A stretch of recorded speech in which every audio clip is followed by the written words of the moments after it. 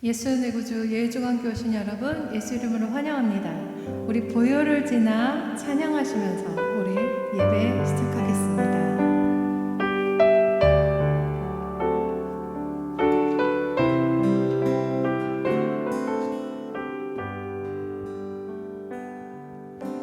보혈을 지나 하나님 품으로, 보혈을 지나 아버지 품으로, 보혈을 지나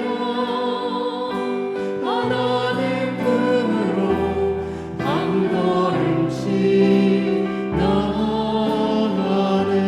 보혈을 지나 보혈을 지나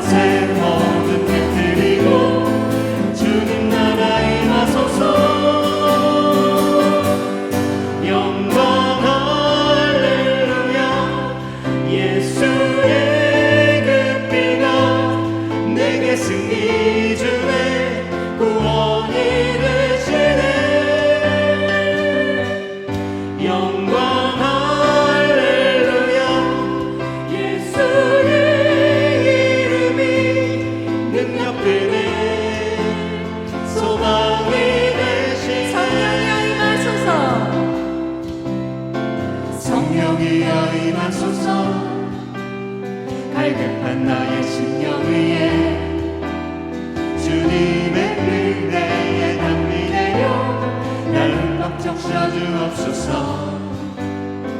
주의 권세 주의 능력 지금 이 시간 임하셔서 악한 권세 모두 깨뜨리고 주님 나라 임하소서.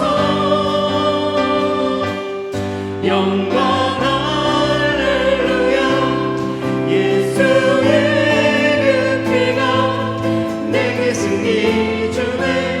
구원이 되시네. 영광 할렐루야. 예수의 이름이 능력되네. 소망이 되시네. 영광 할렐루야. 영광 할렐루야. 예수의 그 피가 내게 승리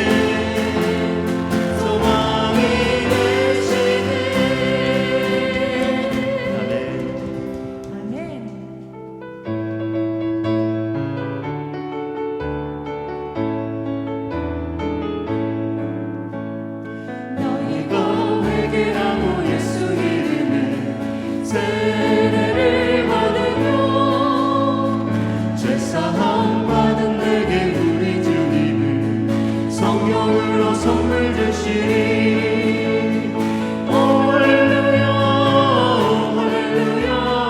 나의 죄를 회개하니 할렐루야 할렐루야. 보혜사가 오셨네. 너희가 회개하고 예수 이름에 세례를 받으며 죄사함 받은 성령으로 선물 주시니 아멘. 할렐루야 할렐루야. 나의 죄를 회개하니 할렐루야 할렐루야. 보혜사가 오셨네. 너희가 믿을 때에 주가 약속한 성령 받았느냐. 그의 약속을 믿고 주께 구하면 성령으로 충만케 하리. 할렐루야 할렐루야. 성령 충만함 받으라. 할렐루야 할렐루야. 성령 충만 받으라. 할렐루야. 할렐루야 할렐루야. 성령 충만함 받으라.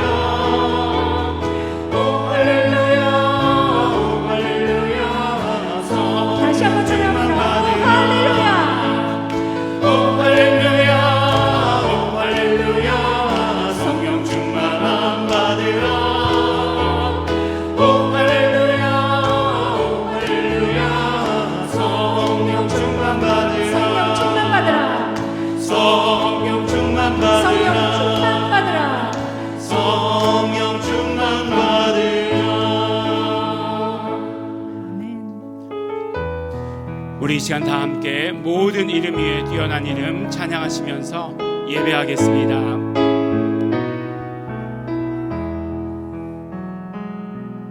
모든 이름 위에 뛰어난 이름 예수 이름. 예수 내 구주 구원의 이름 치료의 이름 예수 이름. 예수 내 구주 예수 내 구주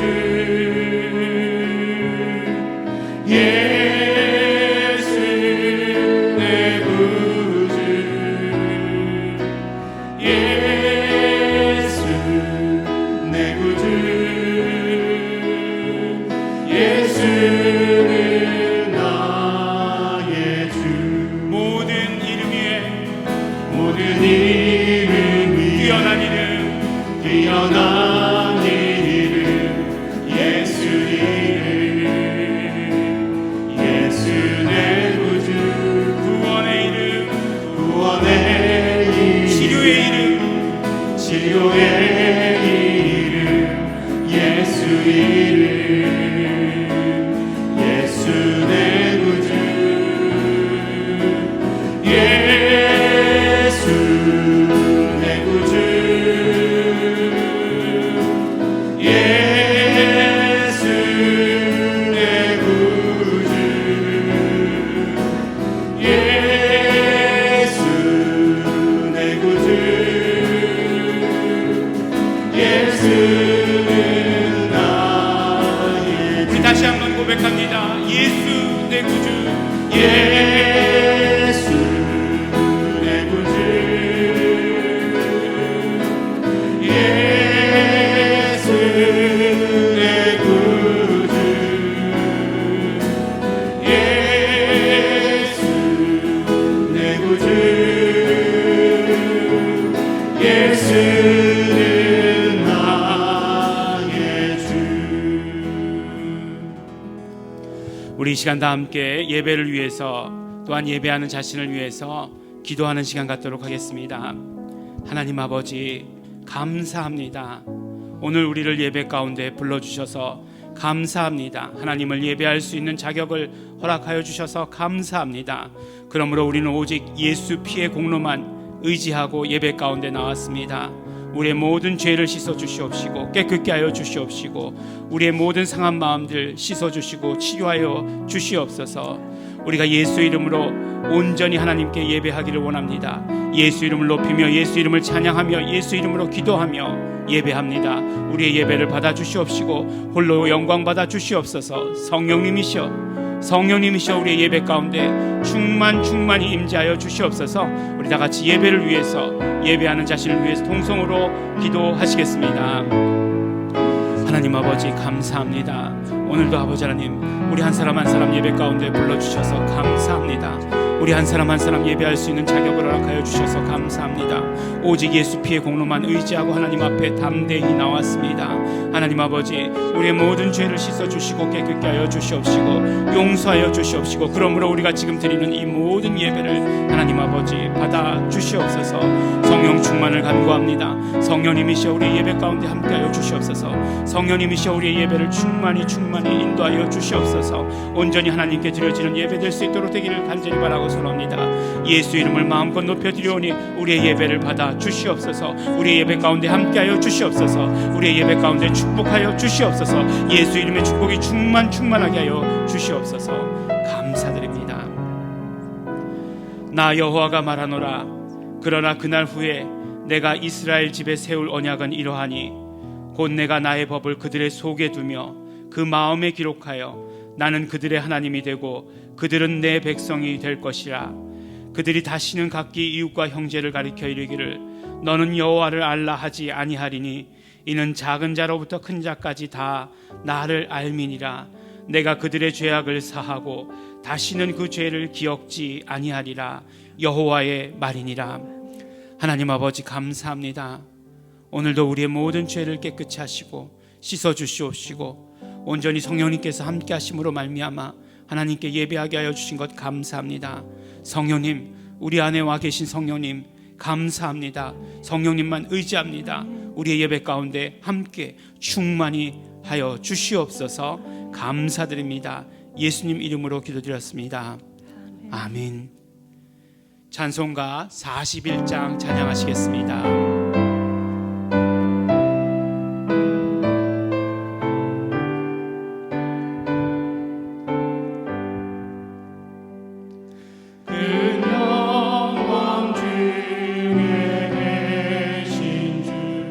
나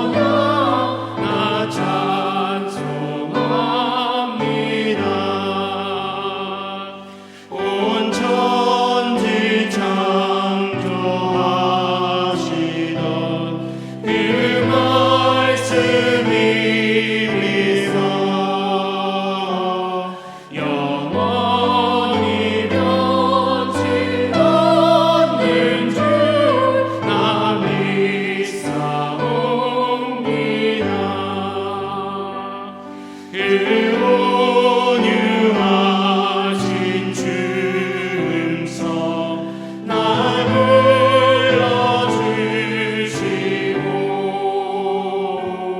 그 품에 품어주시니 나 찬송합니다. 아멘.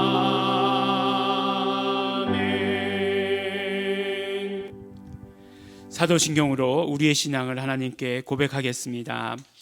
전능하사 천지를 만드신 하나님 아버지를 내가 믿사오며 그 외아들 우리 주 예수 그리스도를 믿사오니 이는 성령으로 잉태하사 동정녀 마리아에게 나시고 본디오 빌라도에게 고난을 받으사 십자가에 못 박혀 죽으시고 장사한 지 사흘 만에 죽은 자 가운데서 다시 살아나시며 하늘에 오르사 전능하신 하나님 우편에 앉아 계시다가 저리로서 산 자와 죽은 자를 심판하러 오시리라.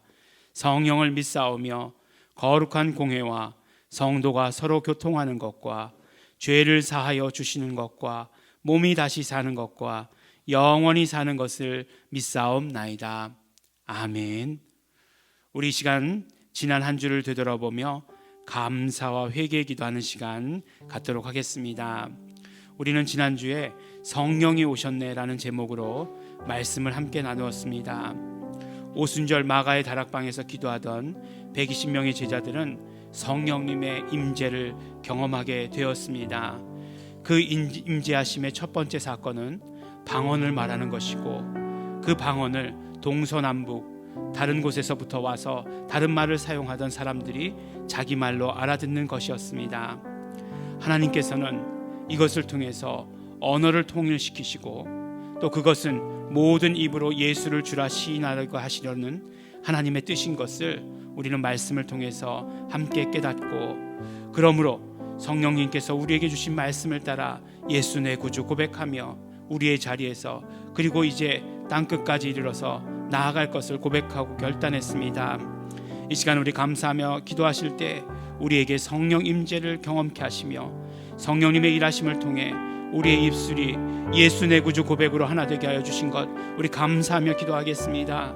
그러나 또한 우리 예수님의 피를 의지해서 기도하실 때 우리가 성령 임재, 성령 충만을 소원하지 않은 우리의 연약한 삶들 예수님의 피를 의지해서 고백하고 회개하며 기도하겠습니다. 다 같이 통성으로 감사와 회개 기도 드리시겠습니다. 하나님 아버지 감사합니다. 하나님 아버지, 우리 성령님 우리에게 보내주신 것 너무나 감사하고 고맙습니다. 예수님께서 약속하신 성령님, 보혜사 성령님 우리에게 보내주셔서 감사하고 감사합니다. 그 성령님으로 인해서 우리의 입술이 하나 되게 하여 주신 것 감사합니다. 예수가 나의 구주 고백하는 그 아버지 하나님, 그 모든 고백이 우리 아버지 하나 되게 하여 주신 것 아버지 너무나 감사하고 고맙습니다. 우리뿐 아니라 이제 그 모든 고백이 땅끝까지 이르러서 하나 되게 하여 주시는, 하나 되게 하시려는 그 하나님의 뜻을 우리가 알게 하여 주시옵시고 그것을 아버지 이뤄나갈 수 있도록 축복하여 주신 것 너무나 감사합니다. 우리의 연약함, 우리의 부족함이 있습니다. 우리의 삶에 아버지 하나님 우리는 너무나 집중해서 성령 충만함을 잊어버릴 때 너무나 많이 있고 성령 임재를 잊어버릴 때 너무나 많이 있습니다. 예수님의 피를 의지합니다. 그러나 아버지 하나님 우리의 삶이 언제나 어디서나 성령 충만한 삶이 될 수 있도록 축복하여 주시옵소서. 성령님을 환영하고 성령님의 임재를 바라고 소원하는 삶이 될 수 있도록 되기를 간절히 바라고 소원합니다. 성령님이시여 함께하여 주시옵소서. 성령님 인도하여 주시옵소서. 감사드립니다. 다 함께 기도하시겠습니다. 하나님 아버지 감사합니다. 우리 예일중앙교회 우리 성도들 한 사람 한 사람 우리 예배 가운데로 불러주셔서 감사합니다. 무엇보다도 우리의 모든 삶의 중심이 예배에 있음을 고백하며 아버지 하나님께 영광 돌리며 아버지 하나님 앞에 나아올 수 있도록 축복하여 주신 것 감사하고 고맙습니다. 우리는 오직 예수 피의 공로만 의지해서 담대하게 하나님 앞에 나왔습니다. 우리의 모든 죄를 씻어 주시옵시고 우리의 모든 연약함들 깨끗게 하여 주시옵시고 우리의 모든 상처들 치유하여 주시옵소서. 이 예배 가운데 하나님께서 함께 하시는 증거들이 충만하게 되기를 간절히 바라고 소원합니다. 이적과 표적과 신유의 역사가 충만한 그런 예배 될 수 있도록 되기를 간절히 바라고 소원합니다. 성령 충만함의 모든 증거들이 드러나는, 성령 충만하심의 그런 모든 증거들을 드러내 이뤄내시는 예배 될 수 있도록 함께하여 주시옵시고 인도하여 주시옵소서. 하나님 아버지, 우리가 예수 이름으로 기도하며 예수 이름으로 예배하며 우리 예수 이름을 가르쳐 주신 예수 이름의 공동체의 리더 되시는 우리 이명범 총장님을 위해서 기도합니다. 하나님 아버지, 언제나 성령님으로 충만케 하여 주시옵시고 그러므로 아버지 이 사역 가운데 이 사명 가운데 아버지 하나님 모든 것 온전히 잘 감당할 수 있도록 건강을 주시옵시고 영권과 인권과 물권이 쏟아지게 하여 주실 것을 간절히 바라고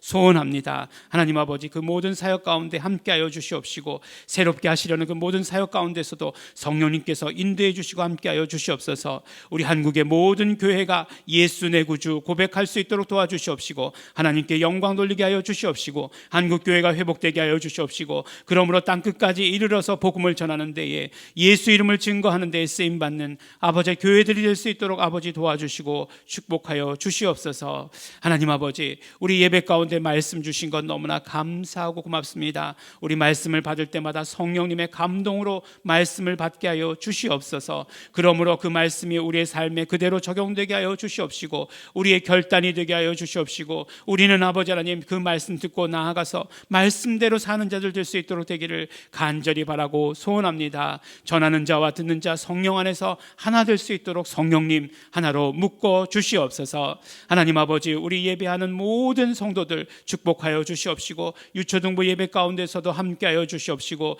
예수 이름이 홀로 영광받아 주시옵소서. 감사드립니다. 예수님 이름으로 기도드렸습니다.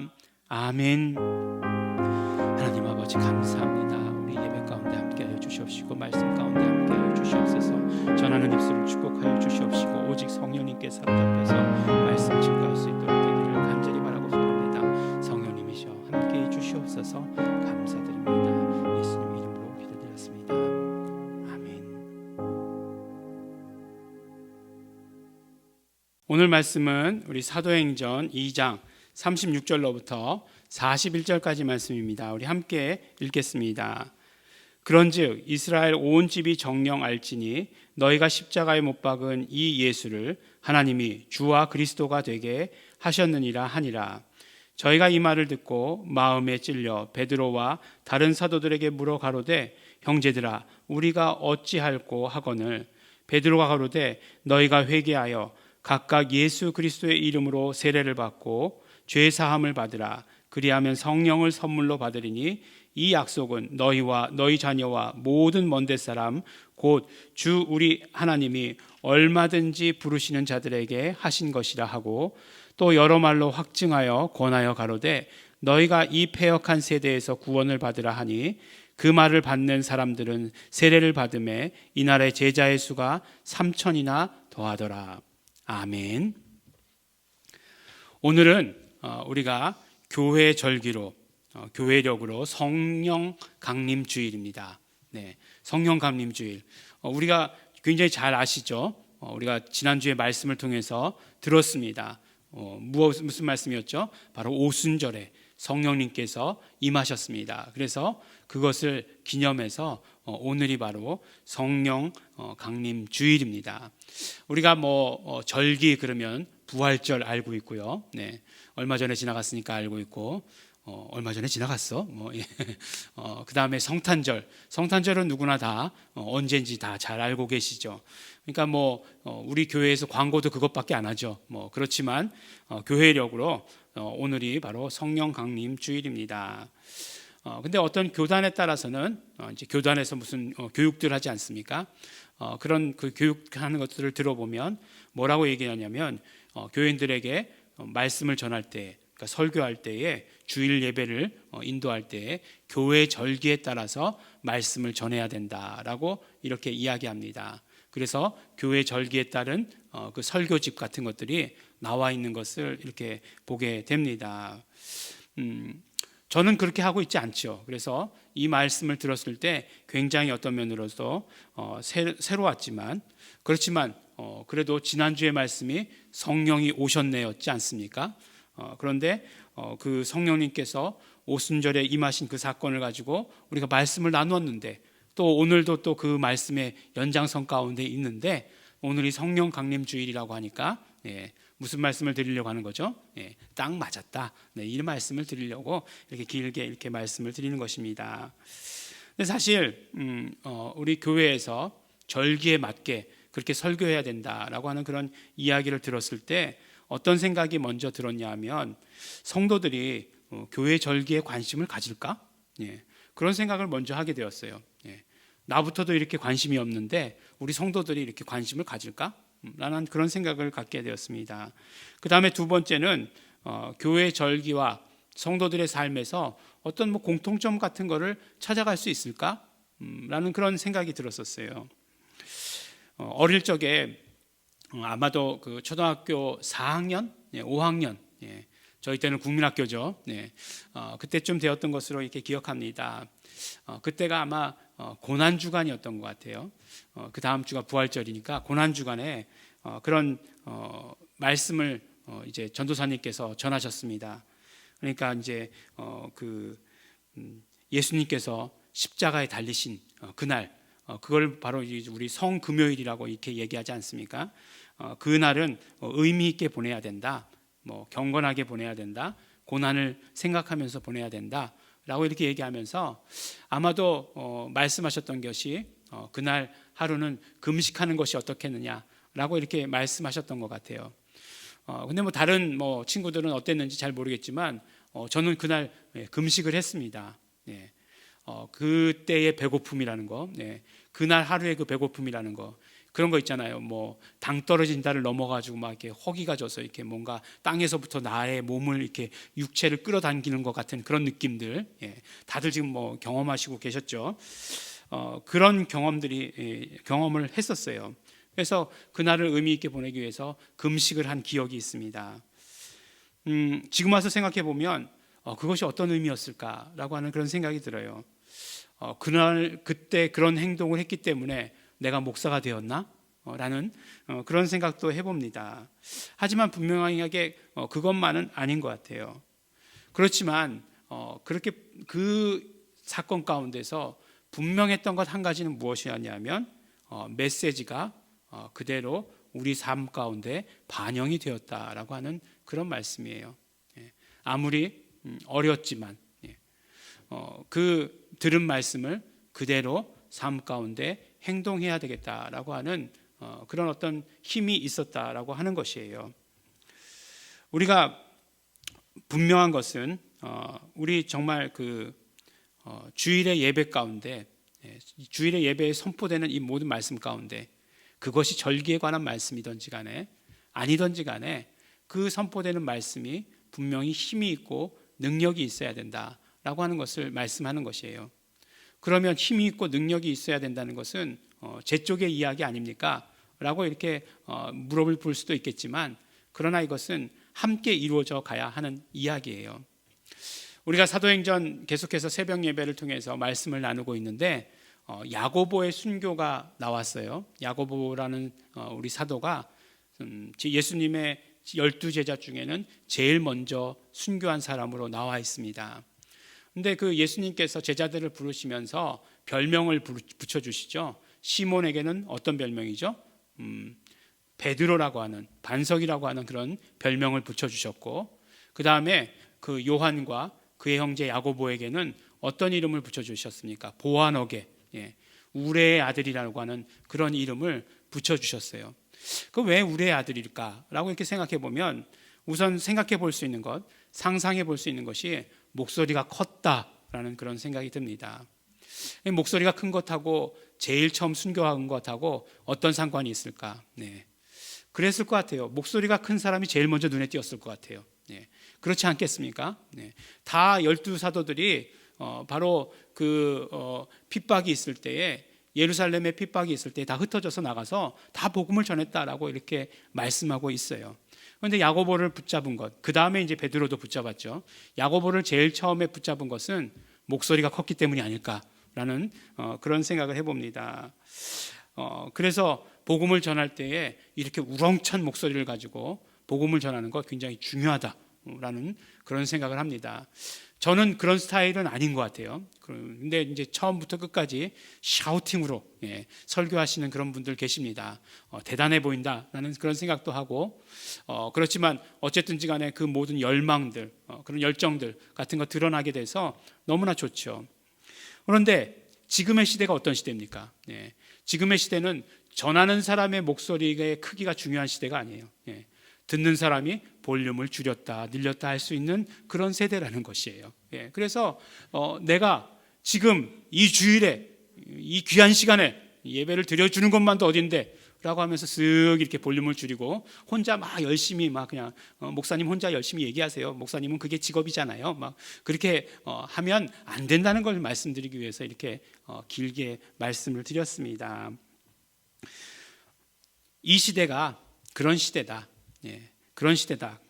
그렇지만 우리가 설교의 이야기라는 것이 그렇다고 해서 언제나 재미있는 이야기로 이렇게 가볍게 진행될 수만은 없다라고 하는 것을 말씀드리기 위해서 이렇게 길게 이야기했습니다. 이렇게 말씀드리는 것을 보니까 오늘의 설교가 무거울 모양이죠. 그렇지 않습니다. 성령님께서 분명히 함께 하실 것입니다. 우리 지난주의 말씀과 같이 성령님께서 오셨다라고 하는 것은 굉장히 놀라웠지만 그러나 기쁜 소식입니다. 예수님께서 이 땅 가운데 오셨을 때 하늘에는 영광, 이 땅에는 기쁨이라고 하는 그런 정서가 그런 것으로 성경 구절에 말씀하고 있는데, 성령님께서 오셨다는 그 소식도 마찬가지로 그와 버금가게 기쁘고 영광되고 놀라운 그런 감사한 그런 소식이라고 하는 것이에요. 선지자들의 예언이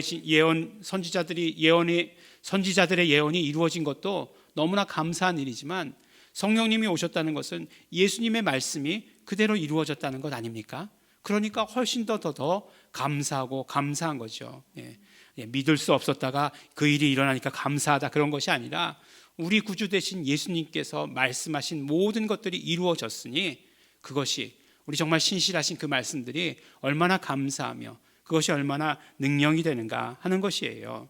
그리고 또한 그렇게 임재하신 성령님께서 어떤 성령님인지 알면 우리가 더 감사할 수 있는 것이죠. 어떤 성령님이십니까? 보혜사 성령님이세요. 보혜사 성령님 무슨 말씀이에요? 바로 우리 안에 와 계시는 성령님이시다. 그 말씀 아니겠습니까?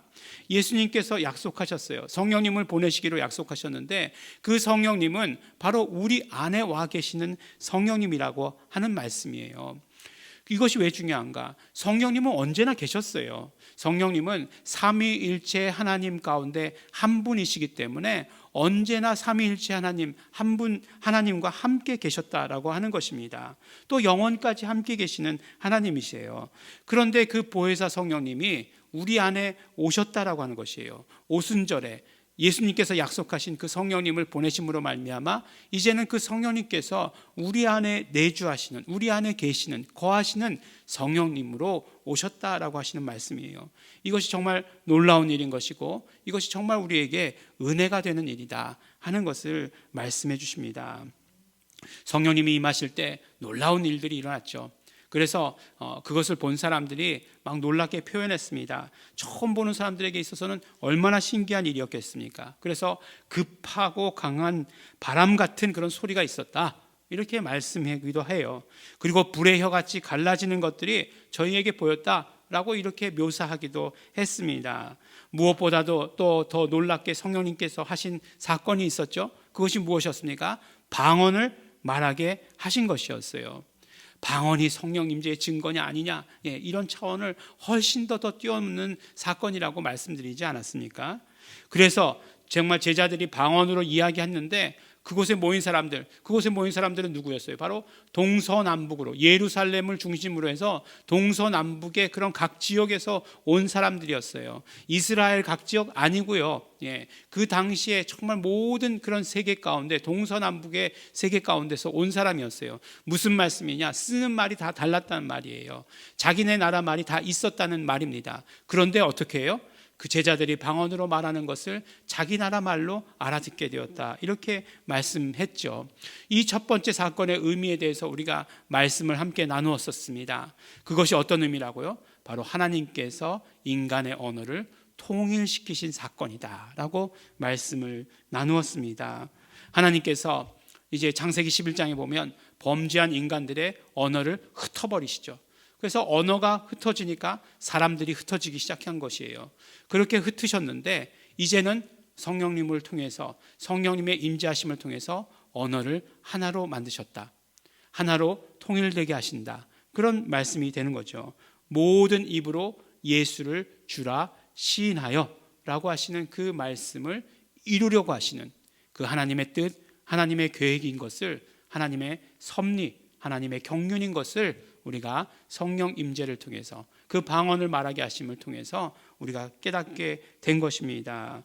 그러므로 우리가 어떻게 결단했습니까? 우리도 그 하나 되게 하시는 그 언어를 통해서 예수를 주라 시인하는, 그 일을 통해서 우리의 있은 이곳뿐만 아니라 이제 땅끝까지 이르러서 그것을 통해서 예수 이름을 부르는 것을 통해서 우리 통일시키고자 하시는 그 하나님의 뜻을 따라서 나아가기로 우리 함께 결단하지 않았습니까?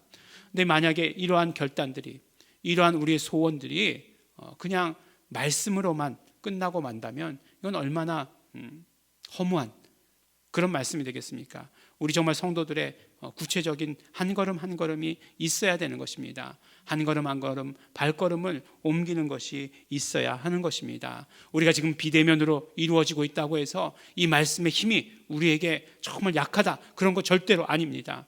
이 말씀이 증거될 때 이 말씀을 듣는 사람들, 우리 한 걸음이라도 나아갈 수 있어야 하는 것이에요. 이스라엘 백성들 지금 막 전쟁하고 이제 뭐 휴전했다라고 하는 얘기가 들리는데, 그 사람들 말씀을 받을 때에 말씀은 항상 힘이 있고 하나님의 말씀이 운동력이 있다, 이렇게 히브리서에서 말씀하고 있잖아요. 그래서 그들은 말씀을 받을 때 가만히 이렇게 앉아서 받지 않았다고 합니다. 그래서 움직이면서, 언젠가 한번 하여간 그 램이 있을 때에 뉴욕이었나 뭐 그런 데였던 것 같아요. 호텔에 이제서 우리가 팀 미팅을 하지 않습니까? 이렇게 보는데 이렇게 빵 모자 같은 거 쓴 사람들이 기도를 하는 거예요. 막 벽에 서가지고 기도를 하는데 막 몸을 막 움직이면서 막 기도하더라고요. 우리 성도들이 막 그 기도할 때 막 목 움직이는 건 저리 가라예요. 막 그냥 모든 그 빵 모자 쓴 사람들이 다 그냥 벽에 서가지고 그렇게 기도하는 그런 모습을 봤습니다. 하나님의 말씀이 운동력이 있기 때문에 우리가 하나님의 말씀을 받았다 하면 우리는 그 말씀을 따라서 움직여야 하는 것이죠. 성령님께서 오셨습니다. 성령님께서 이런 역사를 우리에게 보여주고 계세요. 그렇다고 한다면 우리는 성령님의 소원 따라서 성령님께 순종하며 나아가야 하는 것입니다. 그런데 그런 모습을 보면서 놀라운 사건이죠. 막 방언을 말하고 막 그러니까 얼마나 놀라운 사건이겠습니까? 근데 그런 모습을 보면서 부정적인 언어를 내뱉는 사람들이 있어요. 이상하게 사람들은요, 그 사건의 중심 가운데서 서서 경험을 하지 못하면 부정적이 되는 그런 경향이 있습니다. 그러니까 중심에 서지 못하면 부정적이 되는 경우가 너무나 많이 있다라고 하는 것이에요. 아마 인간의 죄된 속성 가운데 하나가 아닐까라는 그런 생각을 하게 됩니다. 한국 사람만 그런가요? 잘 모르겠어요. 제가 한국 사람이기 때문에 다른 사람들은 어떤지 잘 모르겠습니다. 방언으로 말씀하시는 것을 경험한 사람들, 또 그것을 자기 나라 말로 알아듣는 것을 경험한 사람들, 이 정말 얼마나 신비한 경험입니까? 그것이 신비한 경험이기 때문에 다른 생각을 할 겨를이 없다는 것이에요. 오직 그곳에서 들려지는 말씀만 집중하고 뭐 방언으로 말씀한 것, 그들이 알아들었다는 것, 결국 무엇이겠습니까? 복음을 말했겠죠. 뭐 이상한 얘기하지 않았겠죠. 너 내일은 어디 가지 마라, 물의 근처에 가지 마라, 이런 얘기를 했겠습니까? 성령님께서 전해주시는 말씀이 그렇지 않았겠죠. 하나님 나라의 비밀에 대해서 말씀했을 것이고, 예수님은 어떤 분이시다라고 하는 것을 분명히 말씀해 주셨을 것이에요. 그러니까 은혜 받는 사람들은 다른 생각 나지 않는 거죠. 그렇지만 은혜 받는 사람들은 정말로 육체도 막 지배하고 그렇잖아요. 막 말씀에 집중하다 보면 뭐 배고픈 것도 다 잊어버리고, 그거는 극복할 수 없다, 뭐 그러신 분들도 계실지 모르겠지만 어쨌든 그래요. 뭐 어떤 분들 그러지 않습니까? 여기가 좋사오니 뭐 이렇게 얘기해가지고 계속하자, 막 그냥 말씀 듣는 것만 계속하자 이렇게 얘기하시는 분들 있지 않습니까? 그런데 바깥에서 구경하면 어떻게 됩니까? 금방 부정적인 이야기가 나오죠. 성령님께서 임하시는 그 현장을 보면서도 뭐라고 얘기하는 사람들이 있었냐? 2장 우리 13절 말씀해 보니까 또 어떤 이들은 조롱하여 가로되 저희가 세술에 취하였도다 라고 이렇게 이야기하고 있어요. 구약에 보면 이제 그 사무엘의 어머니 누구죠? 한나죠. 한나의 이야기가 나오지 않습니까? 한나가 사무엘을 갖기를 굉장히 소원했어요. 그래서 정말 열심히 기도했습니다. 그런데 열심히 기도했는데 보니까 밤낮으로 막 기도했다 이렇게 얘기했어요. 오랫동안 기도했다라고 이렇게 얘기하고 있습니다. 그런데 그때 제사장이었던 엘리가 한나가 이렇게 보니까 뭐 소리는 들리지 않고 입만 이제 막 이제 막 벌렸다 이렇게 움직이고 그런 것만 보이는 거죠. 우리가 이렇게 오래 기도하다 이렇게 뭐 지치고 이제 그래서 힘들고 보면은 계속해서 이렇게 막 그냥 하나님께 이렇게 중얼거리고 그런 때가 있지 않습니까? 뭐 그 정도까지 깊이의 기도를 들어가 보지 못했다. 뭐 이렇게 얘기하시는 분들 금식 기도를 해보면 그렇게 됩니다. 근데 그 엘리 제사장이 한나에게 뭐라고 얘기하냐면 언제까지 취하여 있겠느냐? 포도주를 끊으라 이렇게 얘기합니다. 술 좀 끊어라 이렇게 얘기하는 거죠.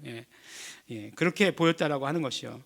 제사장도 기도하는 사람 보고 그렇게 얘기했는데 군중들이 성령님의 역사하심에 따라서 방언을 말하는 것을 봤을 때 뭐 이런 얘기 정도 하는 것 충분히 이해할 수 있다라고 이렇게 생각을 합니다. 그런데 이때 베드로가 일어나서 말하기 시작하죠. 이 모든 사건에 대해서 이제 이야기하기 시작하는 것입니다. 너희들이 보는 이 모든 일들이 어떤 일인지 알려주겠다. 너희들은 내 말에 귀를 기울여라 라고 이렇게 이야기를 하죠. 그러면서 뭐라고 얘기합니까? 지금 시간이 몇 시냐? 지금 시간이 아침 9시가 아니냐? 아침 9시에 술 취해 있는 사람이 어디 있겠느냐라고 이렇게 얘기합니다. 그때 당시는 정말 좋은 시대였던 것 같습니다. 요새는 어떤 시대죠? 진짜 술꾼은 아침 9시까지도 마시는 사람이 진짜 술꾼이다 뭐 이렇게 얘기하지 않습니까? 그래서 첫 차를 보면 첫 차를 타는 사람들 보면 두 가지 종류의 사람들이 있죠. 열심히 이제 집에서 나와서 일하러 가는 사람들이 있는가 하면 이제 밤새도록 마시고 집에 들어가는 사람들도 첫 차에는 많이 있더라라고 하는 것, 뭐 그냥 그렇다는 거죠. 그렇지만 그 시대만 해도 이렇게 얘기하면 통하던 시대였던 것 같습니다. 술 취한 것이 절대로 아니다라고 이렇게 말씀하세요. 성령님이 임하실 때 선지자 요엘은 어떤 일이 일어날 것이라고 이야기했느냐? 이 말씀, 요엘서의 말씀을 가지고 그 말씀을 시작하는 것이죠. 내 영을 모든 육체에 부어줄 것이다. 너희 자녀들은 예언할 것이요 너희의 젊은이들은 환상을 보고 너희 늙은이들은 꿈을 꿀 것이다. 그때 내가 내 영으로 내 남종과 내 여종들에게 부어주리니 저희가 예언할 것이요. 그리고 마지막 결론은 뭐죠? 누구든지 주의 이름을 부르는 자는 구원을 얻으리라. 요엘 선지자는 어떻게 말씀했느냐? 누구든지 여호와의 이름을 부르는 자는 구원을 얻으리라 말씀했지만 누구든지 주의 이름을 부르는 자, 베드로는 분명하게 주의 이름을 부르는 자는 구원을 얻을 것이다 라고 이렇게 말씀해 주고 계시는 거죠. 그러면 주의 이름이 여호와냐? 그렇지 않습니다. 주의 이름은 분명히 예수 이름을 말씀하는 것입니다. 오늘 말씀 가운데서도 우리가 계속해서 사도행전 주제 가운데 함께 살펴보자고 한 그 모든 주제, 성령님께서 임하실 때 일어나리라고 예언하셨던 그런 모든 일들, 이제 예수 이름을 통한 구원이라고 하는 이것과 연결되어 있는 것을 오늘 우리도 또한 말씀 가운데 발견하게 되는 것입니다. 그리고 계속해서 베드로는 설교하기 시작합니다. 예수님의 죽으심과 부활에 대해서 말씀하고 있고 그것이 어떤 의미인지 말씀하고 있고 그것이 다윗의 그 말씀을 들어서 정말 예수는 그리스도 되시고 예수는 하나님이시다 라고 하는 것을 증거하고 있는 모습을 우리가 보게 되는 것입니다.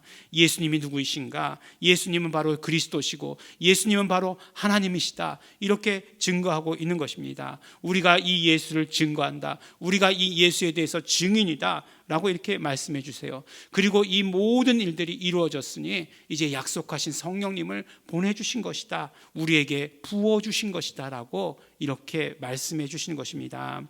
성령님께서 이 땅에 오셨다는 것, 보혜사 성령님께서 우리에게 오셨다는 것은 바로 예수님께서 하나님 우편으로 가셨다라고 하는 그 증거가 되는 것이고, 예수님께서 하나님 우편으로 가셨다는 것은 예수가 그리스도이시고 예수가 하나님이신 것을 확증해 주시는 것이다 라고 우리에게 말씀해 주신 것입니다. 그렇게 증거하고 그렇게 선포한 것입니다. 처음 구경 나온 사람들, 놀라운 일에 정말 놀라웠던 사람들, 그냥 깜짝 놀랐던 그런 사람들, 은혜 받았습니다. 은혜를 받았다라고 하는 이 말로는 너무나 부족한 것 같아요. 어떤 면으로 이야기하면 충격을 받았다, 이렇게 이야기하는 것이 좋겠습니다.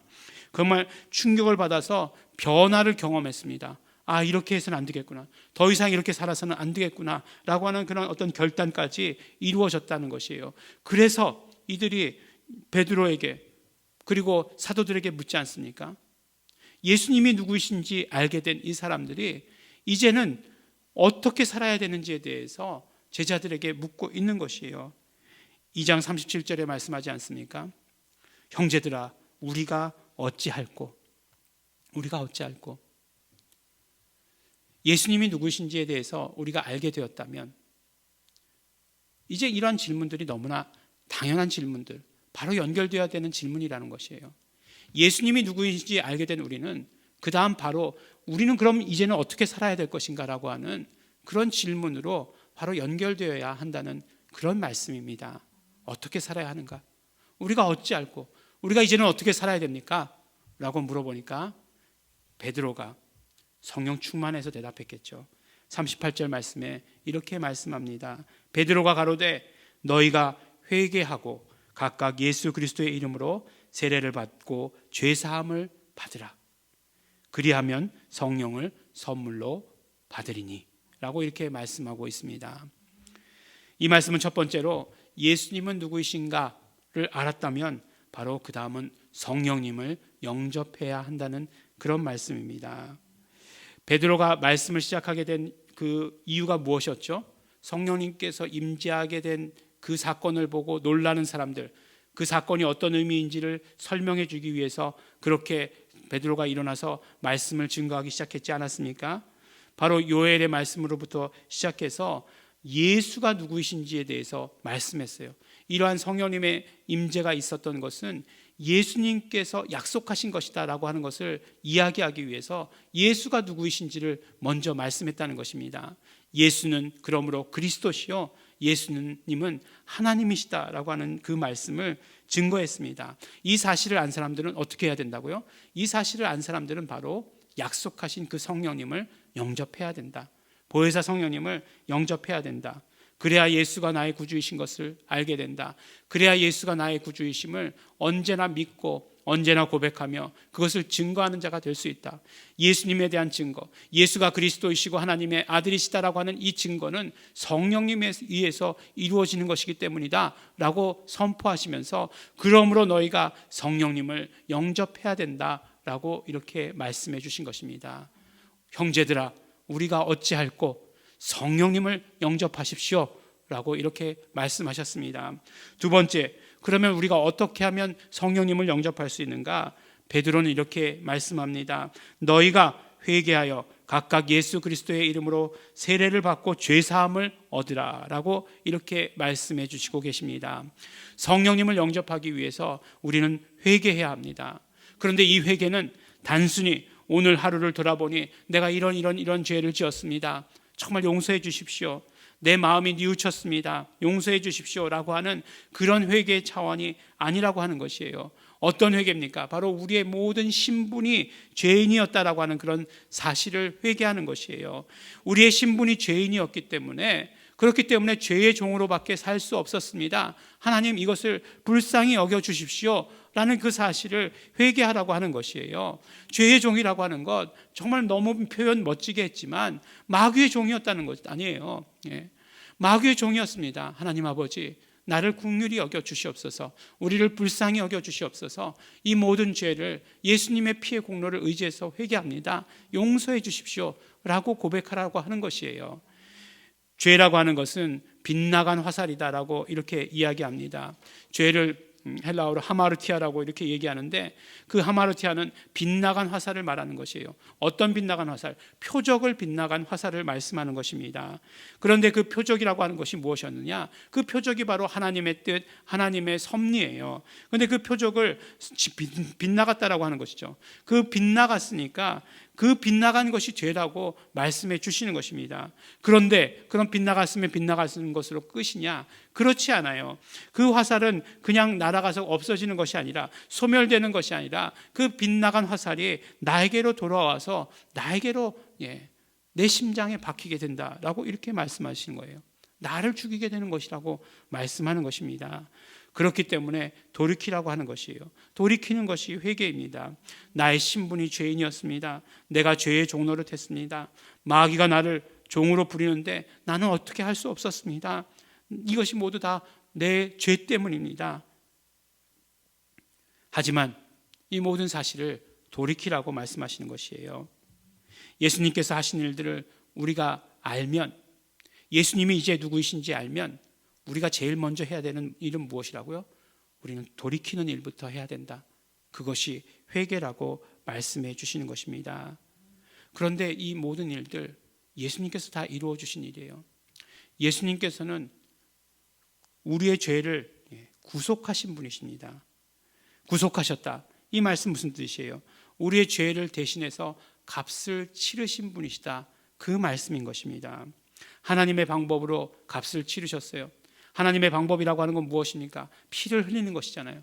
예수님께서 직접 피를 흘리심으로 말미암아 우리의 죄의 값을 치르셨다 하는 것입니다. 죽으심으로, 피 흘리시고 죽으심으로 죄의 값을 치르셨다 하는 것이에요. 그리고 부활하셨습니다. 부활하셨으면 뭐 그냥 똔똔 된 거 아닌가요? 아니죠. 그 부활하신 것은 바로 그 죄의 값이 바로 우리의 죄의 값인 것을 확증하신 것입니다. 예수님의 죄 때문에 죽으신 것이 아니라고 하는 것을 확증하시기 위해서 예수님은 부활하신 것이에요. 그렇기 때문에 예수님의 구속이라고 하는 것, 예수님의 값을 대신 치러주심이라고 하는 것은 피를 흘리시고 죽으셔서 값을 대신 치러주신 것임을 우리에게 증거하고 계십니다. 그러므로 우리가 하는 것 아무것도 없어요. 회개를 통해, 회개에서 우리가 하는 일이라고는, 우리가 하는 역할이라고는 아무것도 없습니다. 우리는 단지 입술만 벌리면 되는 것이에요. 예수님의 피의 공로를 의지해서 우리는 입술만 벌리기만 하면 된다라고 하는 것이에요. 예수를 믿으려면 예수가 누구이신지 알고 이제 어떻게 살 것인가 그렇게 고민하는 사람들이라면 제일 먼저 해야 되는 일이 뭐냐? 회개하는 일부터 해야 한다는 것입니다. 입으로 시인해야 회개하는 것입니다. 하나님 아버지, 나는 죄인입니다. 하나님 아버지, 나는 죄인입니다. 나는 아담에 속했던 죄인입니다. 나는 마귀의 종이었던 죄인입니다. 이제는 그러나 예수님으로 살겠습니다. 예수님으로 살겠습니다. 가장 원초적인 고백. 그렇지만 이 고백을 통해서 우리는 죄 사함을 얻어야 합니다. 그것은 바로 그렇게 해야 성령님이 우리에게 부어지시기 때문에 그렇습니다. 보혜사 성령님께서 우리 안에 내주하실 수 있기 때문에, 우리 안에 와 계실 수 있기 때문에 그렇습니다. 나는 아담이 싫어요. 나는 예수님이 좋아요. 유치부에서나 하는 고백 같지만, 유치부에서 이렇게 책받침 나눠줘서 매일매일 하는 고백. 그래서 나는 아담이 싫어요. 예수님이 좋아요. 우리는 유치부 아니니까. 그것이 아니라 오늘도 정말 나는 예수님만 믿고 살겠습니다. 나는 예수님만 믿고 살겠습니다. 라고 하는 나의 모든 방향을 예수님께로 바꿉니다. 나의 그 빗나갔던 화살들을 이제는 예수님께로 돌립니다. 라고 하는 이 고백이 회개가 되는 것입니다. 우리의 죄를 고백하는 것, 날마다 우리의 지은 죄를 고백하는 것, 예수님의 피를 의지합니다. 고백하는 것, 그것보다 더 먼저 이루어져야 하는 일인 것을 우리에게 말씀해 주십니다. 이렇게 우리가 죄인이었다는 사실, 우리의 신분이 죄인이었다는 사실을 고백할 때 우리는 성령을 받게 됩니다. 성령님께서 임하십니다. 회개해야 합니다. 많은 사람들이 회개하라고 하면 무거운 마음부터 갖기 시작하고 부정적인 심상을 갖게 됩니다. 뭔가 심각해지는 것 싫어합니다. 특히 이 시대는 더 심각해지는 것 굉장히 싫어합니다. 회개를 정말 싫어하는 시대가 되었습니다. 뭘 봐도 이제 길게 보는 것도 싫어해요. 짧았으면 좋겠습니다. 뭐 설교도 어떤 분들이 그러더라고요. 유튜브에 올리려면 10분 이하로 해야 된다는 거예요. 그래야 사람들이 본다, 이렇게 얘기합니다. 그러니까 뭐 그냥 내가 은혜 받는 얘기, 나에게 좋은 얘기만 듣겠다, 이런 이야기일지도 모르겠죠. 하지만 우리가 정말로 성령님을 영접하기 위해서, 성령님께서 우리에게 부어주심을 경험하기 위해서, 하나님께서 우리에게 성령님을 부어주시는 것을 우리가 경험하기 위해서 우리가 제일 먼저 해야 되는 것은 회개라고 말씀해 주십니다. 회개해야 합니다. 하지만 회개 가운데서도 우리가 하는 것 아무것도 없어요. 다 예수님의 공로입니다. 우리는 예수님의 공로를 의지합니다. 우리의 입술로 고백하기만 하면 되는 것이에요. 예수님이 누구이신지 알면 그 고백이 우리에게 있어서는 너무나 자연스러운 것이 됩니다. 예수님께서 우리 인간을 구원하시기 위해서 어떤 일을 하셨는가 하는 것을 우리가 안다면, 그 구속하심을 우리가 조금이라도 알게 된다면, 조금이라도 깊이 볼 수 있게 된다면, 그러면 우리는 너무나 자연스럽게 회개할 수 있게 됩니다. 내 의지, 내 공로로 하는 것 아닙니다. 예수님의 공로로 하는 것입니다. 예수님의 공로를 의지하는 것입니다. 예수님의 피의 공로를 의지합니다. 예수님의 피를 의지합니다. 예수님의 피를 의지합니다. 성령을 부어주신다 약속하시는 것입니다. 사랑하는 우리 예일중앙교회 성도 여러분, 성령님을 영접하십시오. 예수님의 피를 의지해서 그러므로 회개하시기 바랍니다. 회개하는 우리 모든 사람들에게 성령님은 임하십니다. 우리는 그러므로 모두가 예수님을 안 사람들입니다. 예수님이 누구신지 알았습니다. 그러므로 성령님의 임재하심을 체험해야 합니다. 성령님을 받아야 하는 것입니다. 예수님의 피를 의지해서 회개하시기 바랍니다. 성령 임재, 성령 충만을 경험하시는, 날마다 그러므로 예수님의 피를 의지하시는 우리 성도 여러분이 되시기를 예수님의 피를 예수 이름으로 축원합니다. 우리 함께 기도하겠습니다. 이 시간에 우리 기도하실 때 우리는 정말 성령 임재를 소원합니다. 성령 충만을 소원합니다. 그러기 위해서 우리 먼저 회개하라고 하셨으니 오늘도 예수님의 피의 공로를 의지합니다. 예수님의 피를 의지합니다. 우리 회개하시면서 성령 충만을 소원하시면서 우리 함께 통성으로 기도하겠습니다. 하나님 아버지 감사합니다. 오늘도 아버지 하나님 우리 말씀 가운데 성령 충만하라고 하신 아버지 그 말씀, 성령을 부어주실 것이라고 하시는 그 모든 약속들 너무나 감사하고 고맙습니다. 그러나 아버지 하나님 그 모든 일들을 경험하기에 앞서 회개하라고 말씀하셨사오니 아버지 하나님 회개합니다. 나의 아버지 공로 아무것도 없습니다. 회개하는데 나의 죄를 씻는데, 나의 신분의 아버지 모든 죄들을 씻는 데에 내 공로 아무것도 없습니다. 오직 아버지 예수 그리스도의 피의 공로만 있을 뿐입니다. 예수 그리스도의 그 구속의 공로만 있을 뿐입니다. 예수님의 피를 의지합니다. 그러므로 예수님의 피를 의지합니다. 우리의 모든 죄를 씻어 주시옵소서. 우리의 모든 신분의 죄를 씻어 주시옵시고, 우리의 모든 마음의 죄를 씻어 주시옵시고, 우리가 아버지 이 땅의 삶을 살아가며 지었던 모든 죄들을 용서하여 주시옵소서. 깨끗게 하여 주시옵소서. 성령님 임재하기를 소원합니다. 성령 충만을 소원하고 소원합니다. 예수님의 피의 공로를 의지하오니 씻어 주시옵시고 깨끗게 하여 주시옵시고, 성령님 함께하여 주시옵소서. 성령님이셔 충만히 임재하여 주시옵소서. 성령님이셔 충만히 임재하여 주시옵소서. 우리를 사용하여 주시옵소서. 우리를 아버지 하나님 사용하여 주시옵소서. 우리의 입술을 사용하여 주시옵시고, 우리의 입술이 예수 이름을 증거하는 데에 전하는 데에 쓰임 받을 수 있도록 축복하여 주시옵소서. 하나님 아버지, 정말 아버지 하나님 이때에 아버지 예수님을 증거해야 되는 때입니다. 성령님의 도구로 쓰임 받게 하여 주시옵소서. 우리가 먼저 회개하고 깨끗게 하여 주고 성령님께 온전히 사로잡힌 바 된 사람들 되기를 간절히 바라고 선합니다. 성령님 함께하여 주시옵소서. 하나님 아버지 감사합니다. 우리가 온전히 성령님으로 충만하게 하여 주시옵시고 성령님의 도구로 쓰임받게 하여 주셔서 감사합니다. 예수님의 피의 공로를 의지합니다. 씻어주시고 깨끗게 하여 주시옵소서.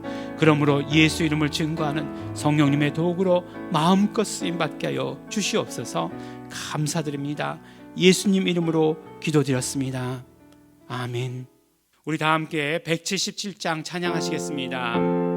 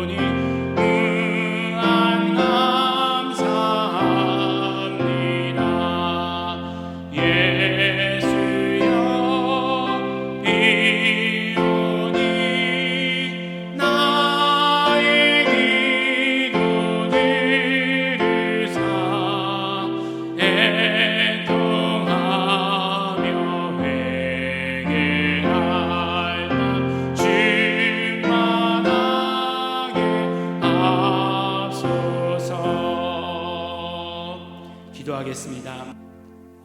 하나님 아버지, 감사합니다. 오늘도 아버지 하나님 앞에 나와 예배하게 하여 주신 것 감사하고 고맙습니다. 우리 한 주간의 모든 사정들, 모든 감사 우리 가지고 나와서 하나님께 예배하며 영광 돌리며 감사할 수 있도록 축복하여 주신 것 감사하고 또한 감사합니다. 하나님 아버지, 우리가 물질을 드리며 감사합니다. 이 물질을 받아 주시옵시고 우리의 모든 감사의 제목들을 받아 주시옵시고 그 감사한 모든 손길 가운데 그 삶에서 영권과 인권과 물권이 충만하게 하여 주실 것을 간절히 바라고 소원합니다. 또한 아버지 하나님, 예수 이름으로 축복하여 주시어서 언제나 건강을 예수 이름으로 보존해 주시는 것을 우리가 마음껏 경험할 수 있도록 아버지 도와주시고 축복하여 주시옵소서. 하나님 아버지, 11조 예물을 드렸습니다. 이 모든 예물들을 받아 주시옵시고 그 모든 삶을 형통케 하여 주시옵시고 즐겨 드릴 수 있는 자 될 수 있도록 축복하여 주시옵시고 그러므로 말미암아 예수 이름이 온 땅에 전해지는 데에 쓰임받는 귀한 물질들 될 수 있도록 아버지 도와주시고 함께하여 주시옵소서. 예일중앙교회 위에서 물질 드렸습니다. 하나님 아버지, 이 귀한 물질 받아 주시옵시고 예일중앙교회가 그러므로 예수 이름을 증거하는데 땅끝까지 이르러서 예수 이름을 전하는 데에 쓰임받는 귀한 교회 될 수 있도록 아버지 도와주시옵소서. 이제는 우리 주 예수 그리스도의 은혜와 독생자 예수 그리스도를 이 땅에 보내주신 아버지 하나님의 사랑과 성령님의 역사하심이 이제 예수의 피를 의지해서 회개하며 성령님의 임재를 소원하고 바라고 또한 그 모든 것들을 이제 증거하기를 소원하고 결단한 증인의 삶을 살기로 결단한 이곳에 모인 모든 성도들 위에 이제로부터 영원토록 함께 있을지어다. 아멘. 하나님 아버지, 감사합니다. 예수의 피를 의지하고 아버지 하나님 회개하게 하여 주시옵시고 성령 충만으로 함께 해 주시옵소서.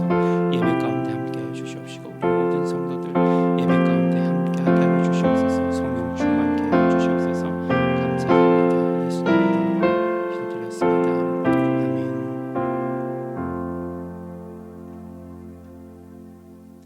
네, 잠시 광고 말씀드리겠습니다. 우리 늘 항상 토요일쯤 되면 우리 사회적 거리두기 단계 조정에 대해서 나옵니다. 그런데 또 연장됐죠.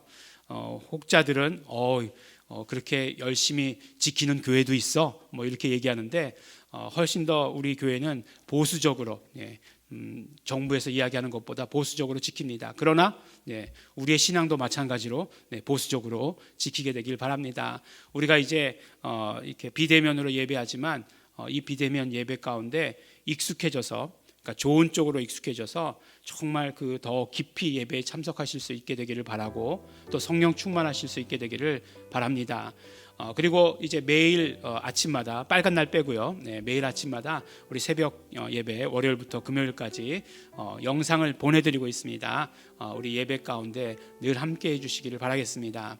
이렇게 보니까 늘 제 느낌에 보시는 분들만 보시는 것 같아요. 그러지 마시고 우리 예일중앙교회 성도들이라면 제가 예일중앙교회 담임 목사 아닙니까? 그러니까 담임 목사가 새벽 기도 인도하시는 그 모든 말씀들, 무슨 말씀을 하시던지 간에 들으시면서 함께 하시면 또 우리가 예배가 지금 말씀이 사도행전의 말씀으로 진행되고 있기 때문에 같이 한 흐름 가운데서 우리에게 훨씬 더 유익이 되고 또 우리가 우리 스스로가 이제 신앙을 지켜나가지 않으면 안 되는 그런 시대가 되었습니다. 열심히 우리 그러므로 신앙생활 하시기 바랍니다.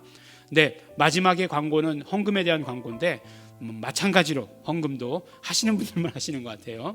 우리 전 성도가 다 헌금하시기 바랍니다. 예배를 마칩니다. 하나님께 감사와 영광의 박수 올려드립니다.